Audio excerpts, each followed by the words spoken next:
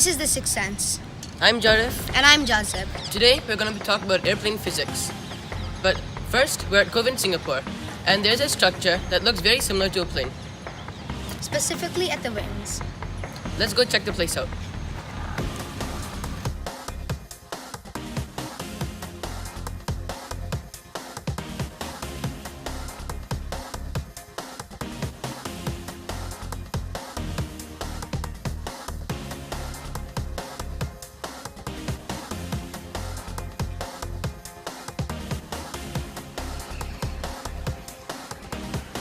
We're here at Kovan. And right now, we're under the wing-shaped structure. Now let's take a better look at it. Let's go to the side.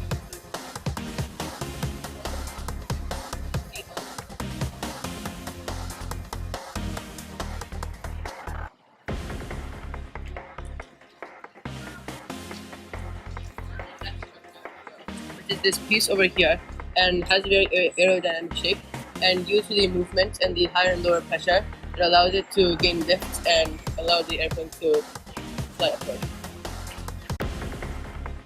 This particular structure at this Kovan bus stop looks like the flaps and slats on an airplane wing. These chains drag, lift, and roll. It's amazing.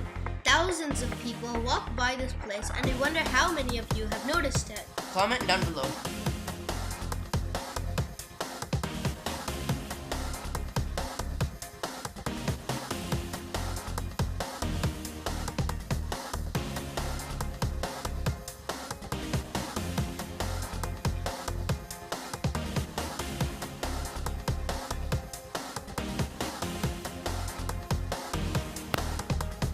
We're standing under the bus stop overhang. And it feels as if we are actually standing under a plane wing.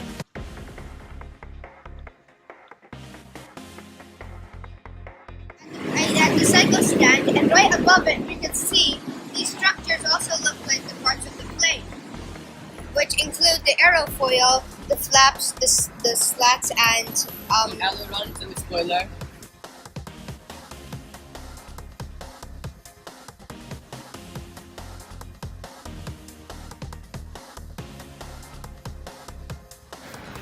Now we've seen how these structures resemble an airplane. But now let's learn more about airplane physics and go into more detail. So let me start. There's four forces with a plane. The force of going forward, backward, up, and down. Let me first talk about the force of going forward, which is known as thrust. The thrust of an airplane comes from the engines. All vehicles have thrust. If not, it can't go forward. So, getting back to talking about engines, the engine works when it takes in air with these big fans and lets out air with more force. Using Newton's third law of physics, every action has an equal and opposite reaction. So the fan will blow the air backward, and that means the airplane must move forward. Because of the thrust, it causes another force, which is the force of going up, which is called lift. The airplane goes up because of thrust, because of these aerodynamic shapes called the aerofoil, which we have seen in that structure. The aerofoil has a very aerodynamic shape, and because of its shape, the top of the aerofoil has at the top of the aerofoil, the air will move at faster speeds and will have a low pressure at the top, where at the bottom of the aerofoil there will be a higher pressure as there's more air going below the aerofoil, but at its lower speeds. This is due to the curve at the top of the aerofoil and the flat edge at the bottom of the aerofoil. So now let's talk about drag. Drag is the backward force. This is called by friction. As we have already learned, thrust will make the airplane go forward. But at the same time, air molecules will rub against the plane, and this will slightly slow the plane down. This might seem like a bad thing, as it won't go to a very high speed, but it only slows the plane down by a small amount, and it's actually very useful, especially for landing and takeoff. So let me talk about the very last force, which is the force of going down. This force is called weight. Now, when we check our weight in a measuring scale, we don't check our weight, we check our mass. To find our weight, we have to do mass times the amount of gravity of which the planet you're in. For example, Earth has gravity of 9.81 newtons. So to find the weight, to find the weight of an object, we have to do mass times 9.81 newtons. So this will help the plane to land and take off as well as drag. Now, as we've learned, the pilot can control everything in the plane and make sure that the airplane is totally controlled and we can go where we want to go. And the most important part of the plane is the wing. So now let's learn more about the parts. At the front, there are some movable parts, which are called slats. At the back, closer to the body or the fuselage of the plane, are called flaps. And more toward the outside, there are movable parts called ailerons. And at the center of the plane, this is also called the spoiler. The slats change the lift, the flaps change the lift and the drag, and the ailerons change the roll. All of this is also controlled by the spoiler, which means it will change the roll, drag, and lift.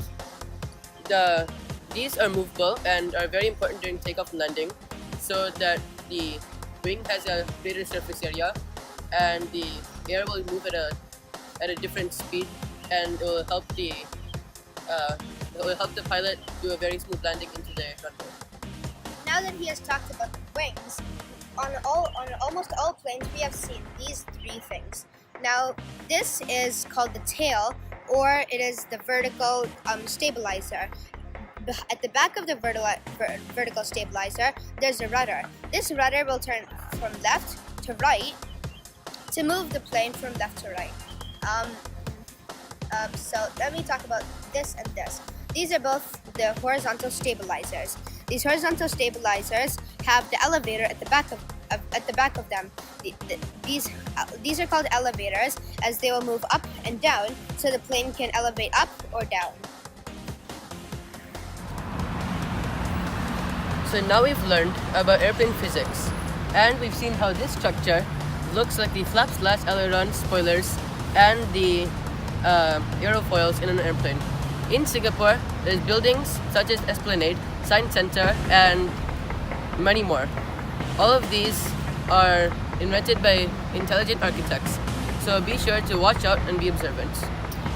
Make sure to be very observant when you're going out, and make sure to like and subscribe and turn the notifications on, and leave a comment in the comment section below. Knowledge is a sixth sense. See you later.